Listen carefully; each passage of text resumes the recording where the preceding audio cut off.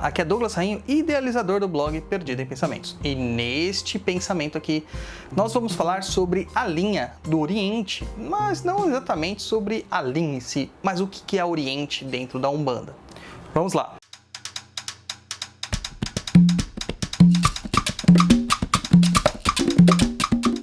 Você que está assistindo este vídeo, eu tenho certeza absoluta que você já se perguntou o que é linha do Oriente. Claro que dentro da literatura mais clássica, você vai encontrar bastante informação até sobre estes falangeiros, mas é mais ou menos um copia e cola. São 7 falanges, encabeçadas por São João Batista, também conhecido como Xangô Caô. Temos lá linhas de maias, toltecas e astecas, linhas de egípcios, linha dos marroquinos, linha da cura, dos sábios e mestres, linha dos romanos, dos europeus e assim vai.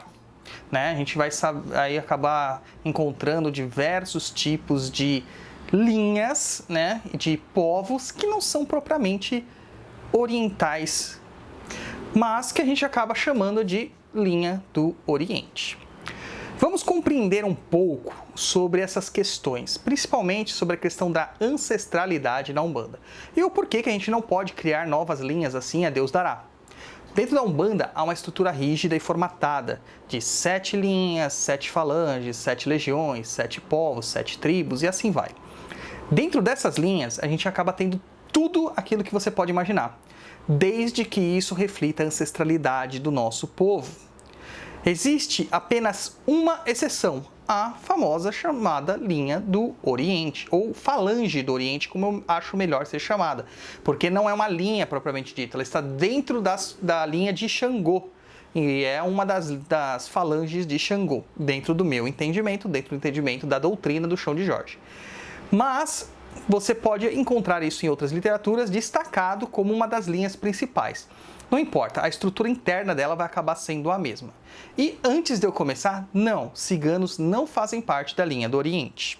E isso a gente deixa para explicar num outro programa. No caso aqui, a gente tem que parar um pouquinho para pensar o que é Oriente. O Oriente, na verdade, a gente tem esse entendimento de que o Oriente é tudo aquilo que está a leste do meridiano de Greenwich. É aquele meridiano que é o ponto zero, que acaba marcando a 0 hora, o fuso horário zero. E a partir dali, a gente decide se são horas a mais ou horas a menos. A menos para a oeste e a mais para o leste. O meridiano de Greenwich corta mais ou menos ali o meio da Grã-Bretanha, da ilha da Grã-Bretanha. E aí que mora a questão, porque se a gente fosse pegar exatamente a palavra Oriente para definir tudo aquilo que está a leste do meridiano, muitos países europeus seriam considerados orientais. E a gente sabe que não é bem assim. Na verdade, o meridiano de Greenwich é uma coisa recente, é uma definição recente, uma convenção recente. O Oriente, antigamente, era chamado de tudo aquilo que não é a Europa. Lembrando que a estrutura da Europa era eurocêntrica. A estrutura do mundo acabou ficando eurocêntrica pelas dominações e pelas invasões europeias. Então, desta forma, tudo aquilo que não era Europa era considerado Oriente. Então, a Turquia, em grande parte dela, era Oriente. Tanto que a gente tem a Igreja Católica do Oriente, a Roma do Oriente. Nós temos Constantinopla, que seria o Império Romano Oriental, que acaba sendo o verdadeiro Império Romano, depois da queda de Roma em Roma, que acabou continuando até ser conquistado pelos turcos otomanos. E isso é uma história que você vai ver depois, Aqui não é a gente não está falando de história aqui, mas tem que bater na história.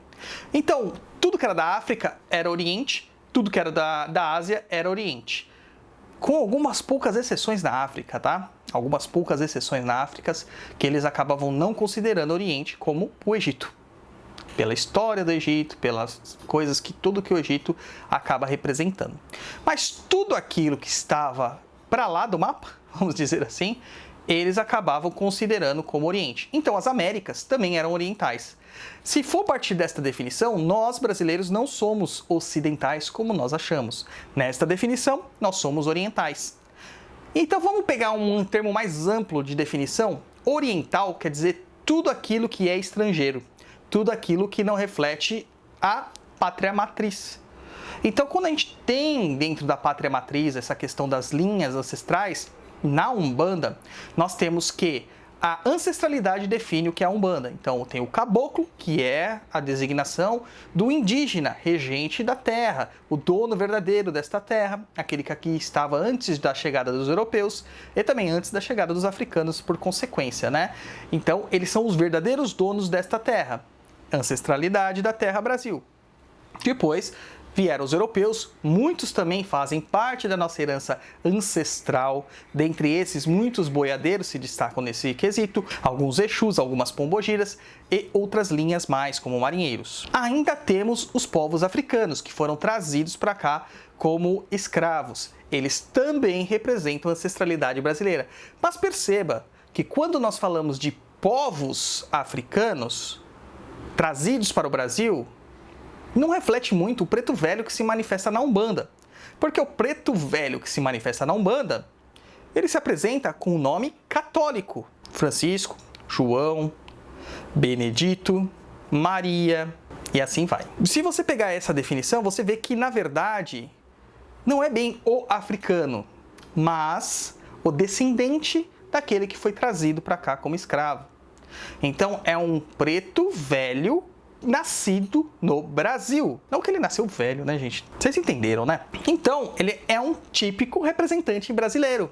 Ele é ancestralidade brasileira. E é isso que nós cultuamos na Umbanda. Aí entra a questão dos orientais. A gente sabe que muitos povos acabaram vindo também para o Brasil, mas todos eles são considerados estrangeiros. Por mais que se queira, por mais que se tente, muitos são considerados estrangeiros. Temos muitos libaneses no Brasil, muitos japoneses, temos muitos marroquinos, temos muitos haitianos, temos muitos angolanos, temos muitos outros europeus, como vieram os italianos, como vieram mais espanhóis, como vieram vários tipos de pessoas no sul do Brasil, como os alemães. Então, de certa forma, eles são estrangeiros. São estrangeiros, eles têm essa identidade estrangeira. Tanto que eles valorizam muito essa cultura anterior e não a cultura formada aqui no Brasil. Né? Não a cultura ancestral formada no Brasil. Eles consideram muito a cultura deles, da origem, do país de origem deles. Então, eles são considerados estrangeiros e a gente usa a sinonimia oriental. Desta forma, todos aqueles povos que não pertencem ao Brasil em si são orientais, ou seja, estrangeiros. Maias, toltecas, astecas, incas, egípcios, celtas, romanos, que se apresentam na Umbanda, o povo de Zartru, indiano, indiano, José de Arimateia e todo o povo da cura dos médicos e sábios da Pérsia, do Iraque, antigo, né? Babilônia.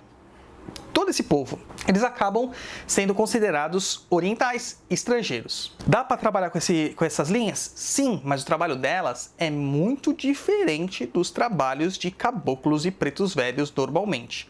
Geralmente eles não dão consulta, com raras exceções como o Sultão da Mata. Raramente eles dão consulta.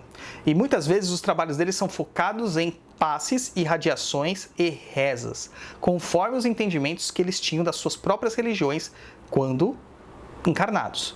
Lembrando que nenhum espírito que se manifesta na Umbanda é umbandista. Então vamos tirar aí esse preconceito besta aí, né?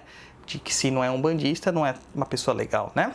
Porque nem os espíritos que vocês idolatram são umbandistas. Conseguiram entender essa questão da linha do Oriente? A gente vai voltar a falar mais sobre ela, mais detalhes da linha do Oriente, mas eu queria deixar bem clara essa questão do Oriente, que muitas coisas, assim, muitas pessoas ficam perturbadas com isso. Tá? Então, vamos lá se aprofundar e estudar. Não adianta só estudar macumbaria, tem que estudar também outras questões, geografia e história, principalmente. Então é isso aí, meu povo. Espero que vocês tenham gostado aqui deste vídeo. Não se esquece de curtir, comentar, compartilhar, mandar para seus amiguinhos, né? Mandar lá no grupo da família, alertar a galera, mandar naqueles grupos de Umbanda que falam um monte de pataquada. Manda lá pra gente aumentar um pouquinho a gama de entendimento que a gente tem aqui no canal. Muito obrigado a vocês, Conheçam o nosso blog www.perdido.co, onde você vai encontrar inúmeros textos, inúmeras informações, vídeos, podcasts, tudo que você pode imaginar, e também os nossos cursos lá no Perdido EAD, www.perdidoead.com. Muito obrigado e até um próximo pensamento.